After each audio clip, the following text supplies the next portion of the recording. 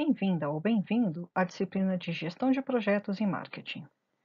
Nesse primeiro vídeo, falarei um pouco de mim e farei a apresentação da disciplina. Olá, meu nome é Denise Bittar Godinho e sim, tem esse hífen aí no meu sobrenome. Ele foi adquirido por casamento. Como eu era originalmente Godinho e a minha esposa originalmente Bittar, e as duas são pesquisadoras, ou seja, fazem publicação na área acadêmica, essa foi a forma que a gente encontrou de preservar as duas identidades, sem que nenhum dos dois sobrenomes sumisse na hora da citação, que é usado só o último sobrenome, e mantendo então essa identidade acadêmica, para quem já nos conhecia antes. Falando da minha trajetória acadêmica, eu comecei estudando engenharia mecânica na Unesp de Bauru, mas uma série de fatores ambientais acabaram me levando a abandonar o curso, mesmo eu gostando das disciplinas. E eu confesso que eu fiquei um pouco perdida quando eu voltei para casa. Eu não sabia muito o que fazer. Então meu pai me deu a seguinte dica: faz administração, que a hora que você descobrir o que você gosta, você aproveita os créditos, aproveita as disciplinas. E foi o que eu fiz. Então eu fiz administração de empresas com foco em mercadologia, né, em marketing, na Escola Superior de Propaganda e Marketing. E aí eu descobri que, por exemplo, que eu gostava de contabilidade. Eu até ingressei na área de auditoria externa. Então, eu complementei a minha formação com um bacharelado em contabilidade, aí já na Trevisan, numa turma especial para auditores. Depois disso, eu fiz uma nova complementação da minha formação, agora buscando um MBA, esse foi em finanças, lá no LabFin, que foi oferecido pela FIA, que é a Fundação Instituto de Administração, que é comandada pelos professores da Faculdade de Administração da FEA. E já nessa época, eu já tinha percebido que eu gostava muito de dar aulas e eu queria então seguir a carreira docente.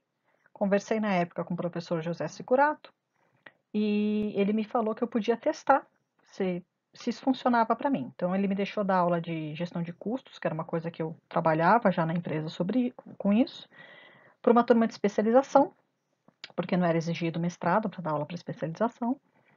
E aí eu dei a aula, gostei da experiência, ele falou: ótimo, agora volta aqui quando você tiver o mestrado que a gente conversa sobre a sua carreira acadêmica.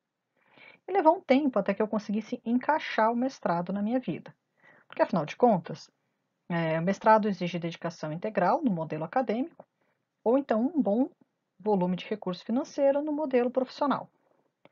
Eu encontrei o meu momento no finalzinho de 2016, quando eu prestei o programa de ciências contábeis, né, de controladoria e contabilidade na FEA daqui de São Paulo, né?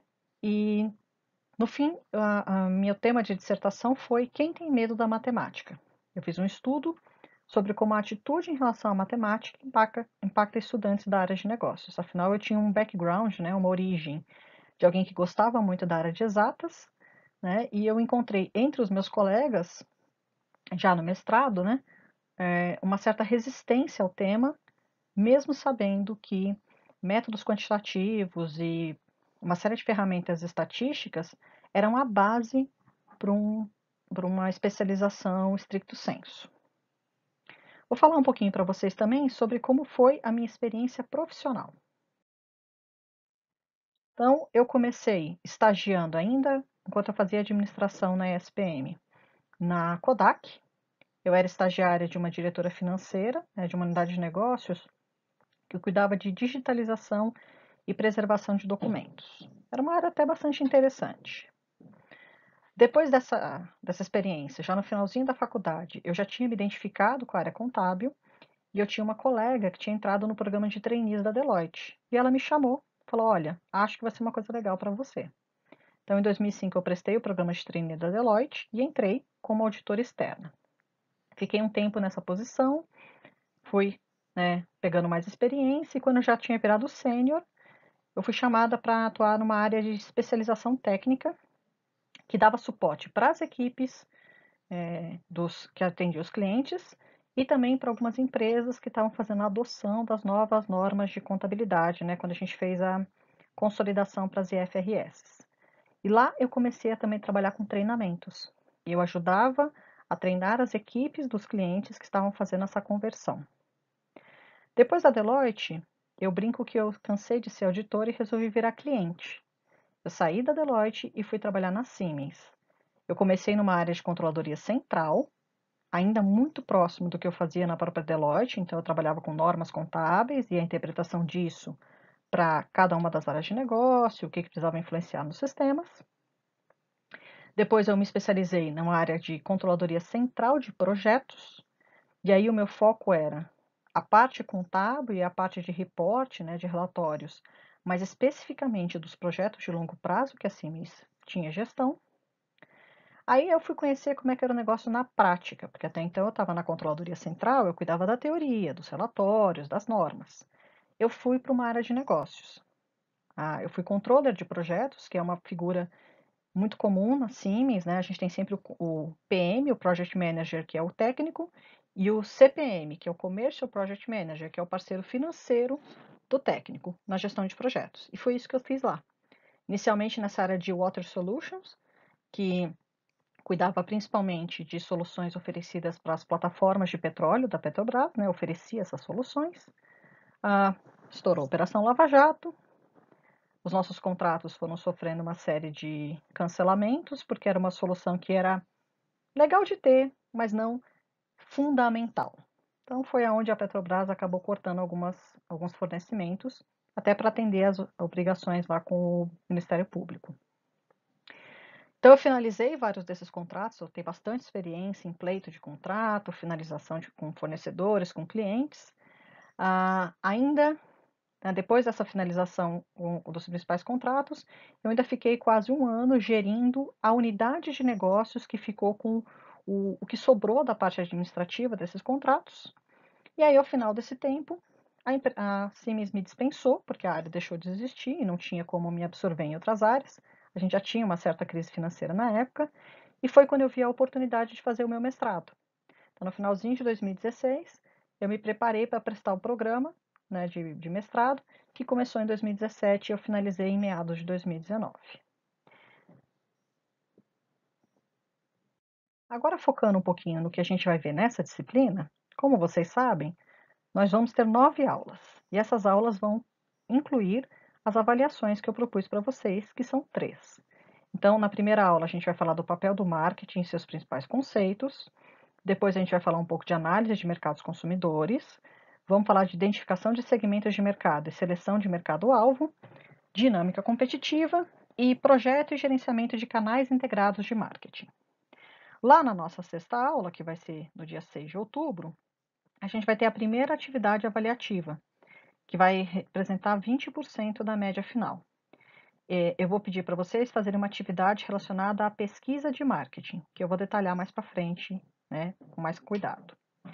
Em seguida, no dia 8 de outubro, que seria a nossa sétima aula, eu vou propor para vocês um estudo de caso do tipo Crack the Case, em que, para mim, o mais importante é a lógica, a forma como vocês constroem o raciocínio para responder à pergunta, à proposta, do que a solução em si.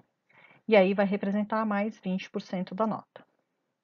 Depois, na oitava aula, a gente vai entrar um pouquinho em marketing digital e quais são as diferenças em relação ao marketing tradicional, que é o que a gente estava tratando até aqui. E como avaliação final, é um estudo de caso, Rock Hamburgueria. Eu vou passar para vocês todas as informações sobre o caso. Vocês vão ter que responder aquelas questões. E, de novo, para mim, o foco maior vai ser na forma como vocês raciocinaram a solução do que a solução em si. Como a maioria dos estudos de caso não tem uma solução única proposta, tá? Eu vou ver principalmente o bom uso dos conceitos que nós vimos até aqui para a resolução do caso. E isso vai valer 60% da nota de vocês. A nossa bibliografia básica vai envolver 2 livros, ambos disponíveis na biblioteca virtual da Pearson, que o Instituto tem lá, vocês podem acessar através do Swap. O primeiro deles, na primeira parte, grande parte da disciplina, vai ser o Administração de Marketing, do Kotler e do Keller, que é considerada a bíblia do marketing, né? Todo mundo adota e tem os principais conceitos de marketing geralmente vêm daqui, tá? Para o último tema, a gente vai adotar esse marketing digital, uma análise do mercado 3.0, que também está disponível na biblioteca virtual e eu vou colocar o link para vocês conseguirem ler as informações na íntegra. Sobre o nosso ambiente, aonde as coisas vão acontecer, já que nesse momento as aulas são remotas e não presenciais. Então, vocês já devem ter recebido um convite para o Google Classroom, onde eu vou postar todos os vídeos com as aulas, os materiais de leitura e as atividades que vocês vão me responder, né, para eu fazer lá a avaliação. Além disso, não sei se vocês também já viram, tem no Moodle, essa disciplina já está parametrizada lá. Então, a gente adotou como ferramenta oficial o Classroom, o mesmo que vocês usaram no primeiro módulo. A partir do segundo módulo, o Moodle vai acabar sendo um backup, eu vou fazer duplicado o ambiente. Quem quiser acompanhar pelo Moodle pode, né, os links vão levar para os mesmos lugares, porque é muito provável que no próximo semestre haja uma migração de todas as disciplinas de vocês para o Moodle, que agora vai se tornar a ferramenta oficial do Instituto também para pós-graduação, provavelmente, tá? Então vocês já vão ter a opção de fazer nos dois formatos para irem se acostumando. Além disso, eu vou deixar lá como uma atividade zero e que não vale nota, tá bom?